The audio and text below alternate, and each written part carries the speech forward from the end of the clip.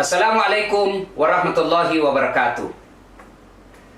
Alhamdulillahirabbil alamin wa bihi nasta'inu ala umurid dunya waddin. Asyhadu an la ilaha illallah wa asyhadu anna Muhammadan abduhu wa rasuluh. Allahumma salli ala sayidina Muhammad wa ala alihi wa sahbihi ajma'in. Amma ba'd.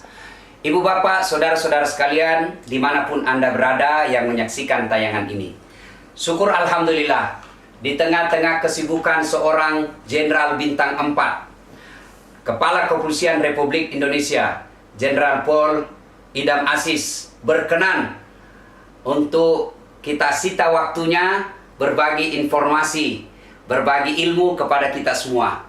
Ini kesempatan yang sangat langka, karenanya saya berterima kasih dan bersyukur kepada Allah atas acara yang insya Allah manfaat. Pada kesempatan ini kita akan ngobrol perkara iman menjelang buka puasa. Nah, bersama kita Bapak Jenderal Polisi Idam Aziz, saya akan bertanya beberapa hal dan Pak Jenderal boleh juga bertanya kepada saya tentang beberapa hal. Ya, gimana kabar Pak Jenderal? Alhamdulillah, wa syukurillah, saya dalam keadaan sehat-sehat di Jakarta. Pak Ustadz gimana? Saya alhamdulillah sehat walafiat ada di Makassar. Meskipun saya sempat menjadi ODP, orang dalam pengawasan, sebab saya pernah ketemu kontak fisik Jenderal dengan seorang yang terpapar positif corona, Bapak Profesor Dr. Idrus Paturusi, mantan Rektor Unhas.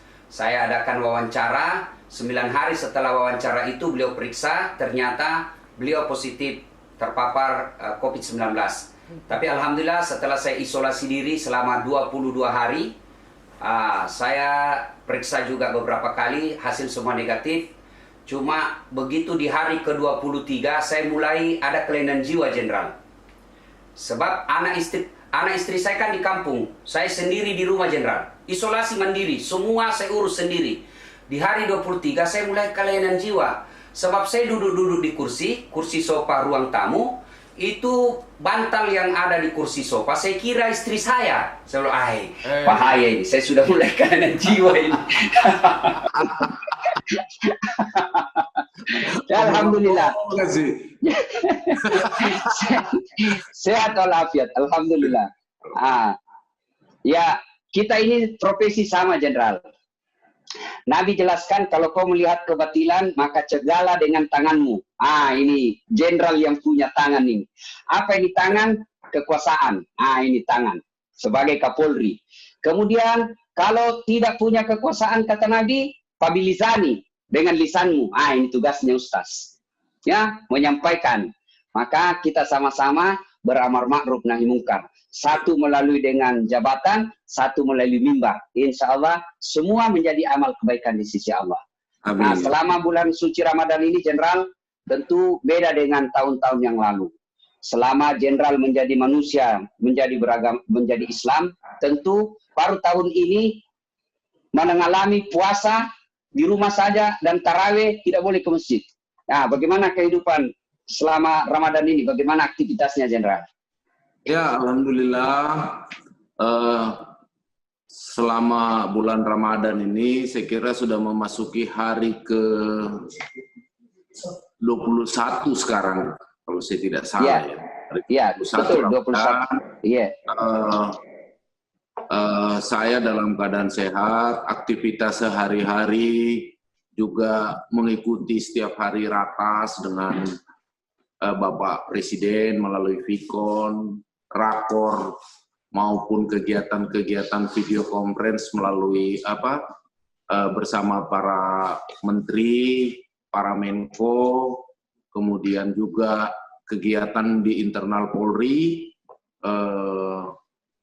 kita lakukan melalui Vikon kepada seluruh para Kapolda maupun rekan-rekan PJU. PJU itu maksudnya pejabat utama. Ada juga yang secara langsung kita berikan arahan, saya berikan arahan, tapi tentu mengikuti protokol WHO, protokol kesehatan, serta aturan-aturan yang sudah dikeluarkan oleh pemerintah melalui Menteri Kesehatan. Alhamdulillah sampai hari ke-20 ini seluruh aktivitas di institusi Polri berjalan dengan baik, karena memang kita sadar bahwa negara dalam situasi pandemi corona ini membutuhkan institusi Polri untuk memberikan pengabdiannya yang terbaik sehingga negara kita ini sesegera mungkin bisa keluar dari masalah pandemi corona ini. Itulah kegiatan saya sehari-hari sampai di hari ke-20 ini, Pak Ustadz.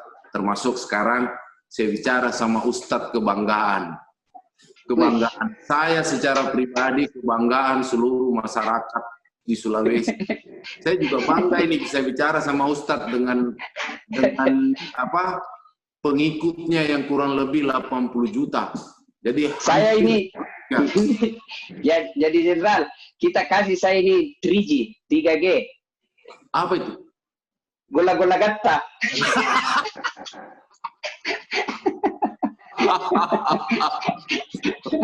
Jadi pemirsa yang saya hormati, karena kita sama-sama orang Bugis ini Pak Jenderal, gola-gola gatta itu artinya sanjungan yang sangat luar biasa. Luar biasa ini, gola-gola gatta, 3G. Nah Pak Jenderal, ini kan bagaimana kemudian kita tahu rutinitas kegiatan Pak Jenderal ini luar biasa.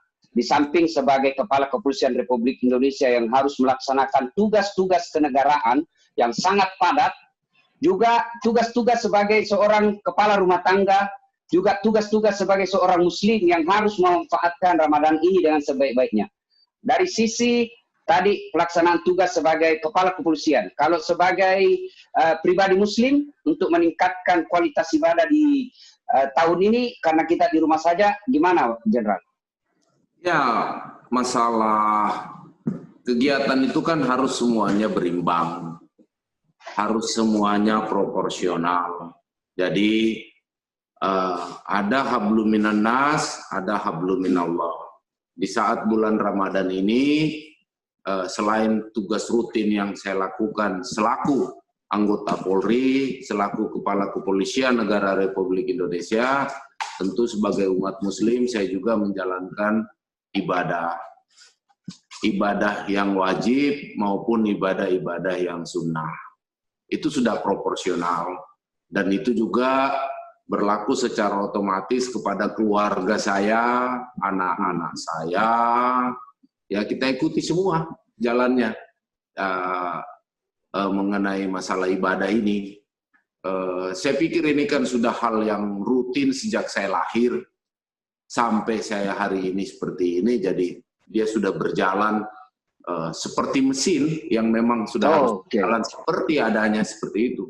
Seperti juga sirkulasi matahari terbit, kemudian nanti dia terbenam. Begitulah kira-kira kegiatan yang kita lakukan. Jadi semua itu berimbang, Pak Ustadz. Harus berimbang. Ya. Gitu. Ya, kata Nabi, kejarlah duniamu, kejarlah pangkat kepolisianmu, seolah-olah kau akan hidup selama-lamanya. Tapi jangan lupa, kejar pula kehidupan akhiratmu, seolah-olah kau akan mati besok. Iya. Nah, karena semua akan mati. Ya, semua, kullu nafsin saikatil maut, semua akan mati. Orang kaya, kullu nafsin daikatul maut. Itu mati kita. Tapi Pak Jenderal jangan terlalu banyak keluarkan ayat, nanti saya tidak ada kerjaan, kasihan.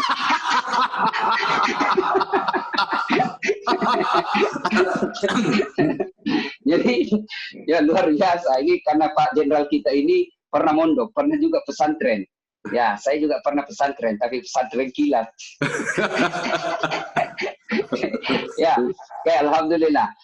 Kemudian Pak Jenderal berkenan, saya beberapa hal yang ingin saya kemukakan kepada teman-teman yang menyaksikan ini. Pak Jenderal ini kemana-mana ketemu dengan anggota kepolisian, ketika beliau berpidato, ada 3 entry point yang beliau selalu sampaikan. Yang pertama, polisi gaya hidup sederhana. Ya, saya ingat sekali kalimat beliau waktu pergi kunjungan kerja di Sulawesi Barat. Beliau katakan begini, kamu semua baru saja Kapolres, kalau kau ke bandara kau kuasai semua itu ruang VIP. Istrimu pengawalnya satu mobil, kamu satu mobil juga. Ini tidak bagus bagi seorang polisi. Ini luar biasa. Ya, teladan seperti ini mesti selalu dihidupkan di tengah-tengah polisi. Gaya hidup sederhana. Dan demi Allah, tidak ada orang tidak senang, orang yang tinggi pangkatnya tapi gaya hidupnya sederhana. Malah meskipun dia sudah pensiun, orang akan menjadikan teladan buat dia. Lihat kau tahu itu Pak Jenderal Asis, dia Kepala Kepolisian Republik Indonesia, bintang 4, satu-satunya polisi yang bintang 4 di Indonesia, tapi gaya hidup sederhana. Itu akan dikenang. Tapi kalau baru jadi Kapolsek, seolah-olah kita yang punya di kampung, didoakan kita cepat pindah dan non-job. Nah, ini yang pertama. Ya, pertama beliau selalu sampaikan, ayo anggotaku para polisi gaya hidup sederhana. Yang kedua, yaitu cintai keluarga. Nah, ini karena banyak juga ini polisi yang kadang-kala tidak cinta sama keluarganya. Malah sehingga ini yang terutama yang selalu pakaian preman. Ya, di lapangan mengaku bujang, ternyata sudah ada anaknya. Jadi cintai keluarga, ya. Cintai keluarga. Maka ini karena kita bisa sukses, ini kalau ditonton oleh para polisi, percayalah bahwa Pak Jenderal Idam Aziz bisa menjadi Kapolri, itu tidak bisa terlepas dari dukungan istri. Makoro Pak Jenderal? Iya, betul. Ya, karena kalau istri di rumah mengamuk, saya saja Ustadz tidak bisa ceramah baik kalau istriku mengamuk. Coba, mau pergi ceramah, langsung dia bilang, nah sembunyi itu konsep, mati kita. Begitu kita sudah berdiri, kita kira ini konsep ada di kantong, kita ceramah, Allah Subhanahu wa Ta'ala berfirman, cari mati nih, gagal konsepnya. Allah Subhanahu wa Ta'ala berfirman, ternyata konsep disembunyi sama istri. Jadi istri ikut berpengaruh, ya. Dan selalu saya berkelakar bahwa polisi itu biasanya umumnya takut sama istrinya. Tidak ada polisi yang tidak takut sama istrinya. Dan sudah bilang temanku yang polisi, sebenarnya kita ini polisi, Ustaz, tidak takut sama istri. Cuma ini istri selalu melapor sama istrinya komandan. Baru komandan juga takut sama istrinya. Kembali ke pasal 1. Kemudian yang ketiga, yang beliau selalu sampaikan, dan bukan cuma disampaikan, tapi beliau contohkan. Kemudian yang ketiga adalah, bersyukurlah bekerja sebagai polisi Republik Indonesia. Coba lihat Pak, tidak ada orang jago di depannya seorang penyidik, meskipun dia mungkin cuma tamatan SMA. Berhadapan dengan polisi, ketika kita sudah disidik atau diperiksa, biar profesor. Baik, maka bersyukurlah menjadi polisi, karena tidak semua orang diberikan pekerjaan yang dihormati seperti seorang polisi. Tapi ingat, seorang polisi juga itu kadang perlu kesabaran yang sangat tinggi. Ya, Jenderal. Bagaimana, Jenderal? Ya. Kesabaran seorang polisi. Ya. Yang pertama, memang keteladanan itu harus mulai dari atas. Jadi, saya tidak mungkin berkoar-koar supaya hidup sederhana, kemudian semua anggota memalingkan diri kepada saya, lalu saya menjadi seorang kelihatan hedonisme, glamour, itu omong kosong. Satu. Yang kedua, untuk menegakkan disiplin itu tidak bisa dengan bujuk rayu, harus dengan norma. Kenapa hakikinya saya secara pribadi menghimbau supaya semua anggota saya hidup sederhana. Satu falsafahnya di Polri ini, kita adalah pelayan masyarakat. Kita bukan penguasa. Oke. Ada di dalam asas Tribrata maupun Catur Prasetya, kita ini sebagai pelayan, pelindung, dan pengayom masyarakat. Itu baru dari sisi etika di dalam kita bernegara. Kemudian, kalau kita juga hidup mewah, bukan berarti tidak boleh hidup mewah. Bukan berarti kita tidak boleh punya barang, tidak boleh punya rumah besar, mobil, apa semua. Tapi kita ini sebagai pelayan masyarakat, itu dulu yang harus kita yang menjadi dasar cara berpikirnya. Dan itu saya selama jadi Kapolri sejak 1 November 2019, saya gelorakan terus. Saya harus memulai dari diri saya. Saya ajak para pejabat utama, para Kapolda, para komandan semua.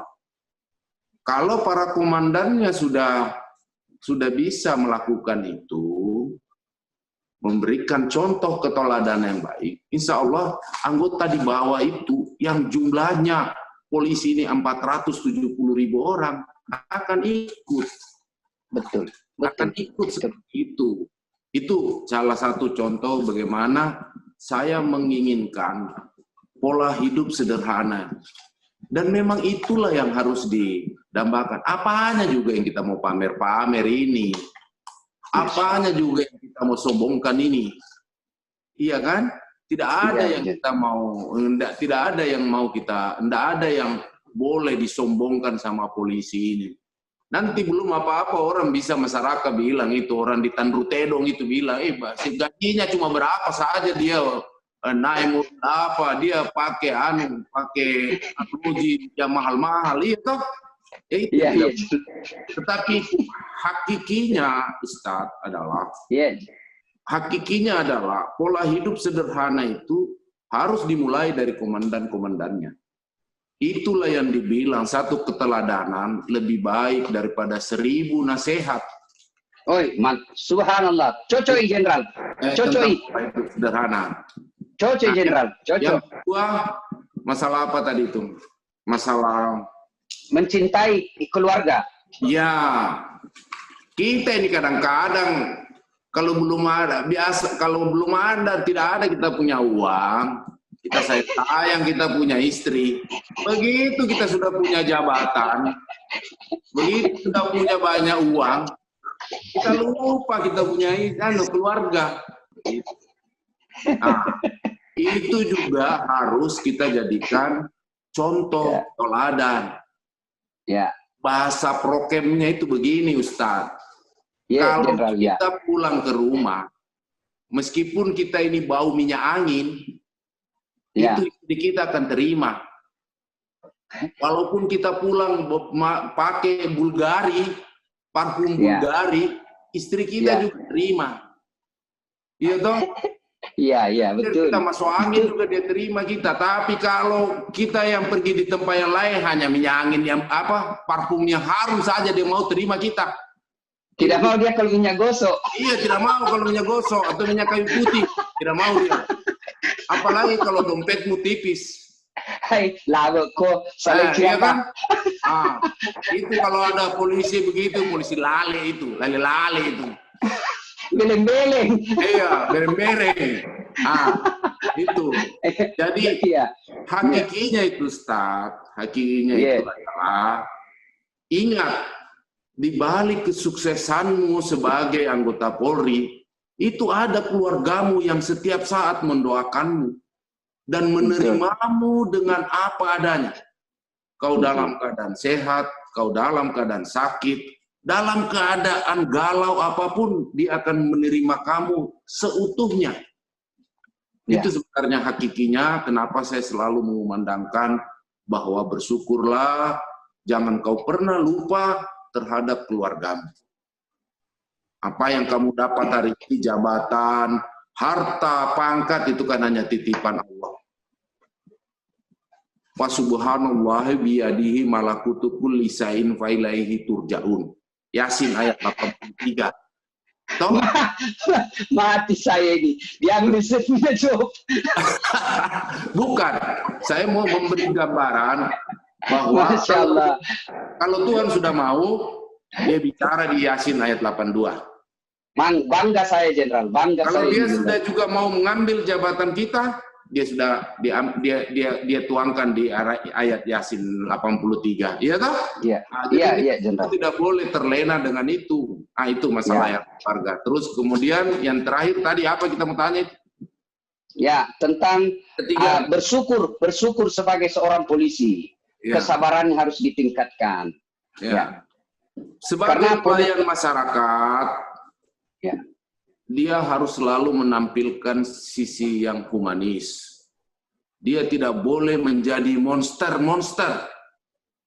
Karena yang kita hadapi adalah masyarakat kita sendiri, saudara kita sendiri, keluarga kita sendiri.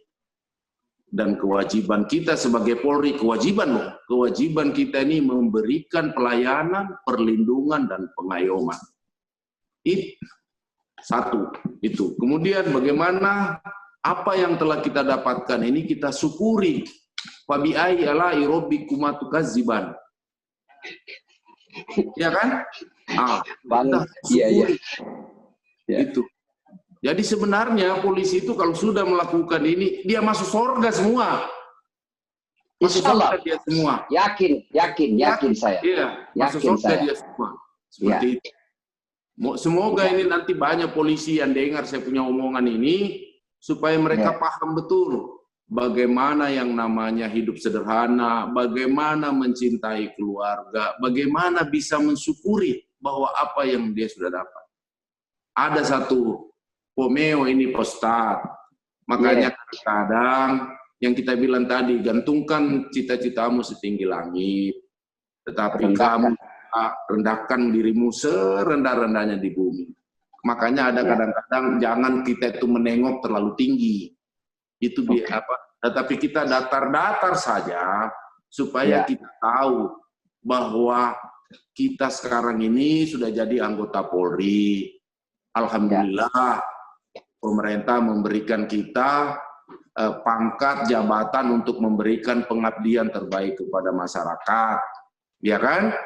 Harus kita bercermin juga bahwa masih banyak masyarakat kita di seluruh Indonesia ini hidup dalam keadaan kekurangan. Itulah tadi yang namanya sikap empati. Kalau kita sudah pandai bersyukur, maka sikap empati itu selalu akan muncul. Nah, kita berharap seluruh anggota Polri di Indonesia ini punya empati yang lebih untuk memberikan pelayanan kepada masyarakat. Itu Pak Ustadz. Ya, subhanallah, saya ingin menggarisbawahi Pak. Ini tentang keteladanan. Rasulullah itu berhasil, bayangkan, yang tadinya ada 4 Tuhan di Mekah, kemudian Nabi datang mengatakan, Kun huwallahu ahad, 1 Tuhan. Yang tadinya perempuan dihina, dianggap sebagai aib dalam keluarga, tiba Nabi mengangkat derajat wanita ketika mengatakan wanita adalah tiang negara. Kemudian pada saat itu khamar dia jadikan sebuah tradisi, bukan cuma diminum, bahkan dimandi pada saat itu. Tapi datang Rasulullah mengatakan bahwa khamar itu haram. Dan sampai detik ini di Mekah tidak ada menyembah berhala, tidak ada lagi khamar, wanita dimuliakan. Kenapa Nabi sukses membalik pada saat itu? Pada waktu itu Nabi tidak punya tim sukses. Pada waktu itu Nabi tidak punya donatur, tidak ada yang bisa memberikan dana untuk pergerakannya, tapi berhasil. Sebab kenapa? Karena seperti yang Jenderal katakan tadi, Nabi memberikan keteladanan. Ia satu kata, satu dengan perbuatan. Ya. Taroada, tarogau. Taroada, tarogau. Betul sekali. Nah, ini biasa begini, biasa polisi ngomong sama saya ini Jenderal. Tabe, gas-gas full sedikit ini Jenderal. Ya. Biasa anggota polisi ngomong begini kodong. Nah bilang kita ini kodong polisi anak buah Ustaz. Mau pergi istrinya komandan. Nah bilang sini dulu siap komandan. Itu ibu besok mau pergi Singapura. Bukan sebuah informasi bahwa pergi Singapura saja. Tapi ada di dalamnya belikan tiket, dibelikan PP, bukan cuma istrinya komandan, tapi juga temannya istrinya komandan. Juga cuma itu, tentu ada juga pembeli oleh-olehnya. Nah, kita kasihan anak buah, tidak bisa kita bilang tidak, karena kalau tidak, dimutasi ki. Menjawab. Ini kadang-kadang kalau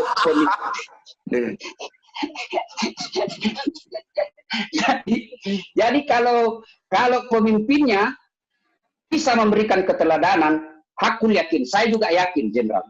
Insya Allah polisi akan menjadi orang-orang yang gampang masuk ke dalam surga. Apa jaminannya? Ada 7 golongan orang yang dilindungi di padang mahsyar, kata Nabi. Dilindungi di padang mahsyar. 7 orang. Satu diantaranya, kata Nabi, imamun adil. Kapolri yang adil, Kapolres yang adil, pemimpin yang adil akan diberikan kemudahan untuk masuk ke dalam surga. Coba, saya kasih selalu saya kasih contoh di depan Kapolres. Bagi kami Ustadz, agak susah masuk surga. Kenapa? Banyak kompetisi, banyak saingan. Toh? Tapi seorang Kapolres gampang masuk surga. Kenapa? Tidak ada saingannya. Pun kalau kami ulama masuk surga, kan banyak di dalam, banyak ngantri. Tapi Kapolres, Kapolda di satu kabupaten, satu provinsi, satu di Kapoldanya. Maka tidak ada antrinya, sendiri dia masuk. Kapolri di Indonesia, satu ji. Kalau ulama, ulama mana? Ulama Sulawesi kah? Ulama Jawa Timur kah? Ulama Nusa Tenggara kah? Ulama dari Bali kah? Banyak ulama. Tapi Kapolri, satu ji. Jenderal Idam Aziz. Gampang masuk surga, tidak perlu ngantri. Tapi ketika salah juga, gampang didapat. Mana Kapolri? Sana tidak. Cepat didapat. Maka, seperti yang Jenderal katakan tadi, keliru apabila jabatan tidak memudahkan kita untuk berbuat kebaikan. Insya Allah. Ya. Coba contoh paling gampang. Contoh paling gampang, Jenderal. Itu namanya fastabikul khairat. Jadi kita berlomba-lomba menuju kebaikan. Tapi saya ingin mengatakan seperti ini, Ustaz. Iya, Jenderal. Bahwa kebiasaan apa yang kita bilang tadi itu tentang keluhan anggota Polri atau apa, semua itu mulai dari atas, dari komandannya. Kalau komandannya tidak memberi ruang, itu semua tidak akan terjadi. Tidak akan pernah terjadi itu. Itulah yang kita bisa bedakan. Itu kebiasaan, adat, tradisi, budaya, itu yang harus dihilangkan. Alhamdulillah, sejak saya jadi Kapolri, saya tidak pernah mau dijemput di bandara, kecuali sama Kapolda. Paling banyak sama Wakapolda. Ada lagi pejabat utama, apa semuanya itu, karena saya juga tidak mau masuk ke VIP langsung ke mobil. Saya tidak mau merepotkan. Gaspol juga ini Jenderal ini, gaspol. tapi saya sudah ingatkan sama anggota. Kalau sudah ada peraturan Kapolrinya itu. Ada nih. Kalau ada perintah atasan yang tidak sesuai dengan norma hukum, tidak sesuai dengan aturan, tolak. Sudah ada peraturan Kapolrinya itu. Peraturan Kapolri nomor 14 tahun 2011 pasal 7 ayat C itu. Sebenarnya sudah ada pedomannya itu.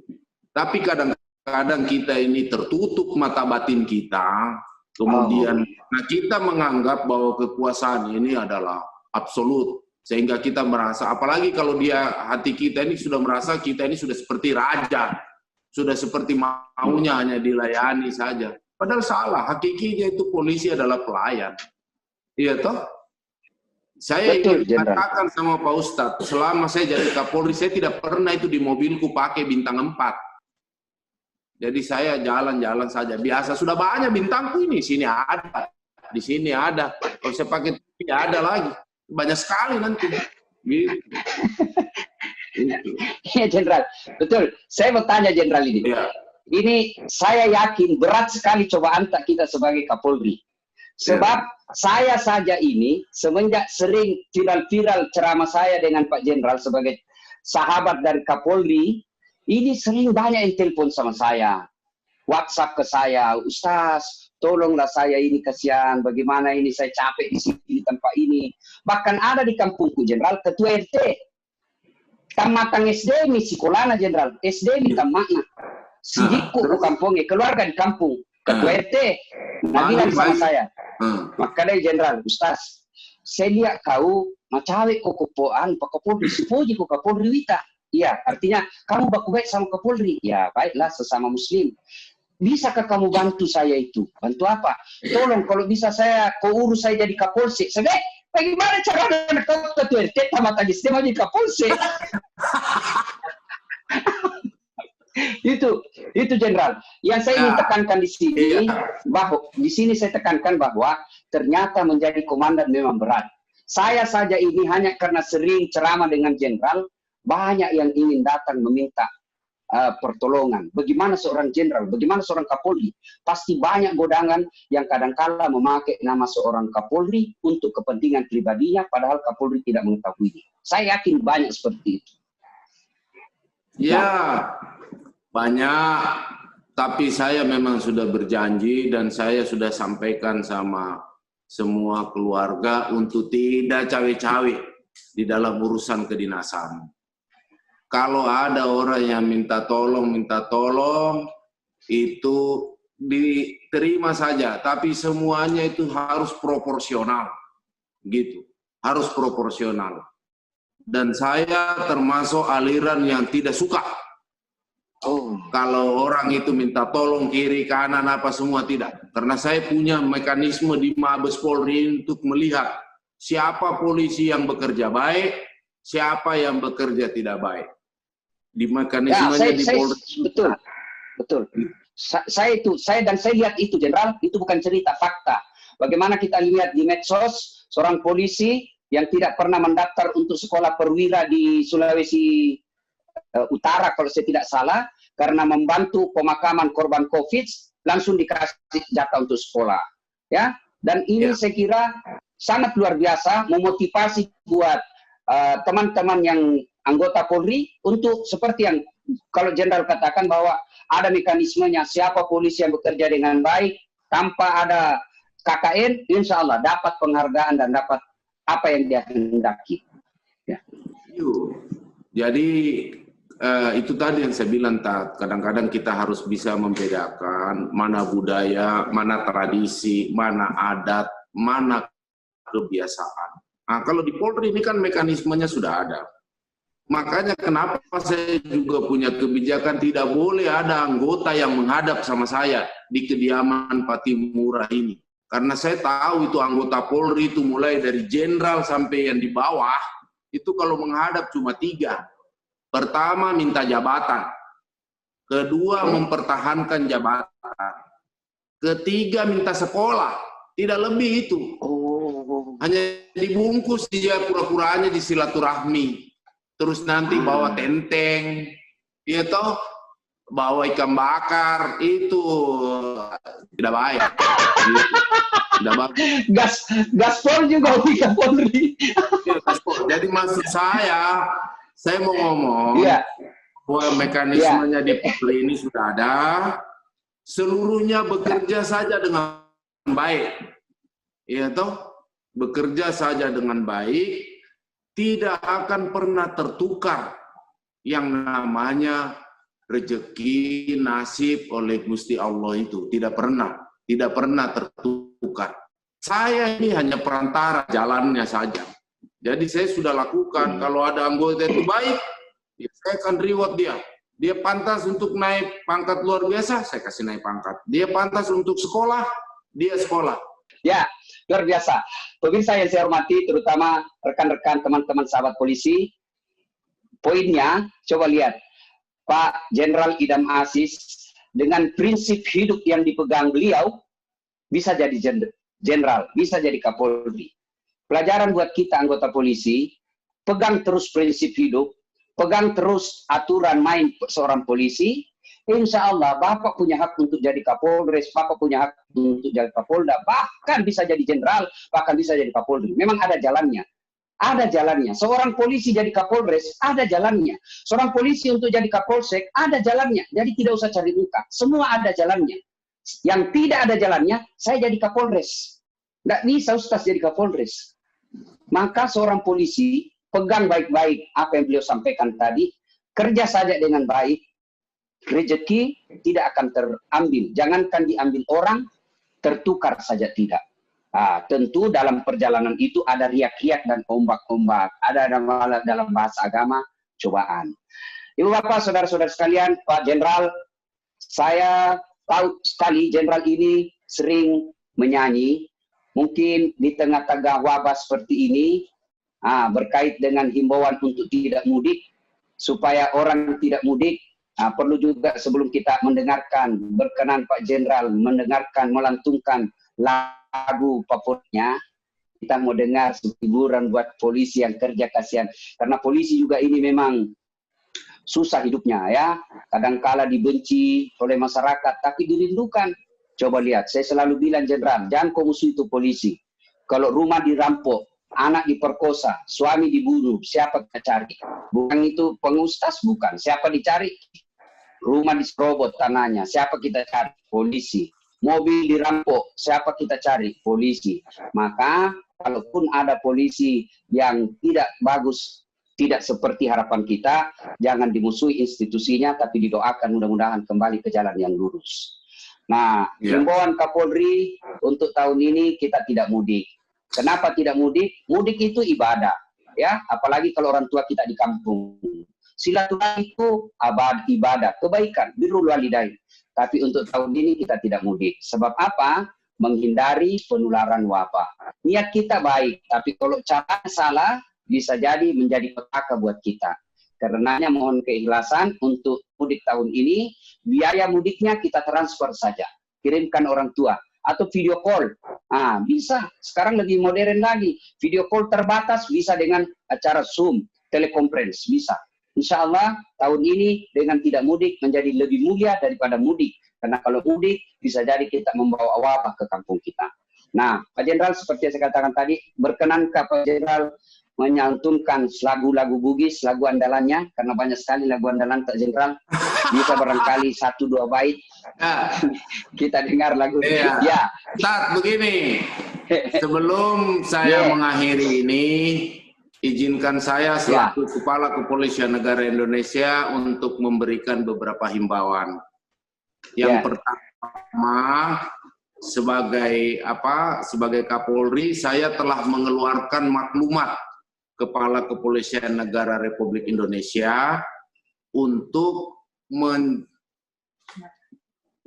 melakukan dan tidak melakukan hal-hal yang berhubungan dengan wabah COVID-19 ini. Ya, di dalam maklumat saya sudah jelas. Yang kedua, sebagai umat Islam, kita ini kan harus mengikuti apa yang menjadi anjuran baik itu ulama maupun umaro. Umaro dalam hal ini adalah pemerintah. Nah, sekarang ini negara kita sedang dilanda COVID-19. Virus corona yang sudah di seluruh provinsi, seluruh Republik Indonesia ini. Sehingga saya mengajak seluruh saudara-saudaraku yang menjadi pemirsa di YouTube-nya Pak Ustadz Dasat ini, agar marilah kita mentaati semua apa yang sudah dihimbau oleh pemerintah untuk kita tidak lakukan, termasuk himbauan mudik tadi. Ya. Salah satu amalan yang kita juga akan dapatkan ketika kita mengikuti apa yang menjadi anjuran ulama maupun umaro. Saya juga berpesan, tetaplah pada standar tentang masalah supaya kita terhindar dari COVID. 1, hidup sehat. 2, budaya cuci tangan. 3, budaya pakai masker. Dan yang keempat, tentang physical distancing. Kalau orang kampung kita itu, kok jaga jarakmu itu physical distancing namanya itu. Gitu?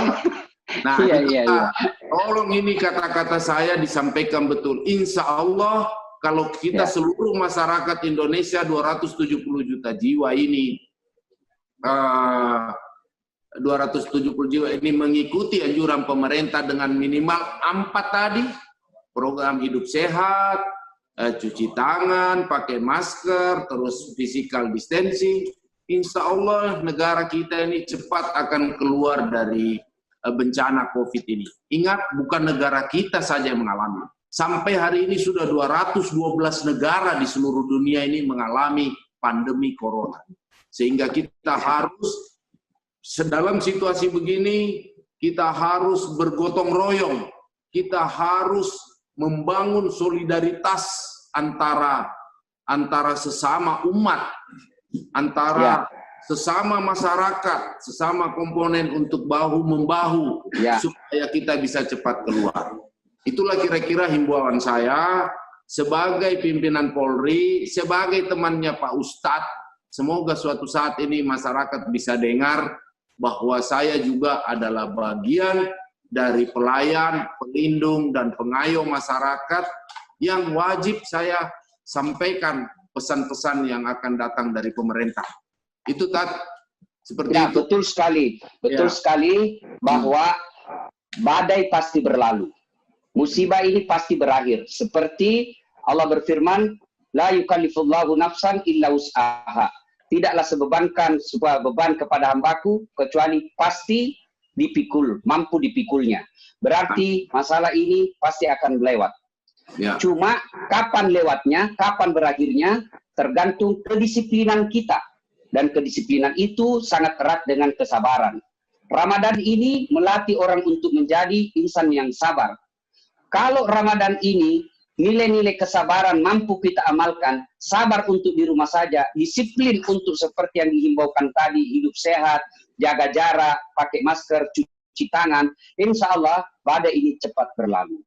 Dan percaya juga saudara-saudara sekalian, Allah tidak membebankan sesuatu beban kecuali kita mampu memikulnya, dan beban itu ketika Allah kasih beban pasti ada jalan keluarnya. Waman yusri yusra. Bersama dengan kesusahan pasti akan ada jalan keluar. Jalan keluarnya ikuti sunnatullah. Sunnatullahnya ikuti fatwa majelis ulama, ikuti himbauan ulama, ikuti maklumat Kapolri, taati perintah pemerintah kita, insya Allah cepat berlalu. Selama kita disiplin, insya Allah cepat berlalu. Ya, untuk menutup, makasih Pak Ustadz. Di episode lain baru saya nyanyi depannya saja. Apa yang kita depannya saja. Angin mamiri atau kisi cini, gitu kan? Nanti angin mamiri. Tidak jadi berat ini. Satu bait saja, satu bait. Angin mamiri saja, angin mamiri jenderal. Ya. Angin mamiri kupasan. Ipudui tontongan tasarua takalupa. Assalamualaikum warahmatullahi wabarakatuh. Waalaikumsalam warahmatullahi wabarakatuh.